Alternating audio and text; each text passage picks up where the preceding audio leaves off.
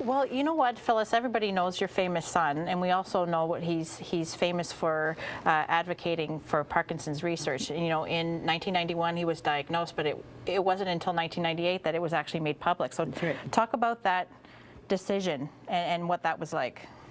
Well, at the time, you know, he was filming his show, Spin City, and it was just very, very difficult for him to do the segments because they did them live. And if he was having one of his bad spells, they would have to break.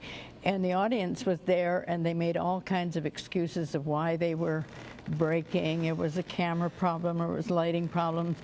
And this was just eating at him, and so he finally had to decide to disclose his problem. Mm-hmm. Yeah. And no, as a mother, the year before, your husband had passed away, yeah. And then a year later, your son calls you up and says, "Mom, I have Parkinson's." Yeah. What was that like for you? I felt like the earth had given way on me. I just, but in all truthfulness, I really didn't understand the implications of what he was in for the rest of his life. I guess I just drew a blank, but because I was thinking this was an old man's disease, and he was only 30 years old. It just couldn't be happening. Mm-hmm. Well, if you don't mind, you can stay here and finish the conversation with us and why you're here in Regina. Thank you.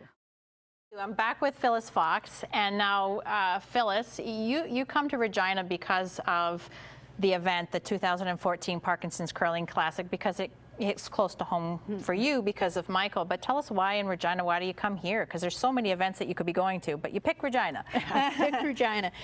Well, I was asked to come, which was very nice.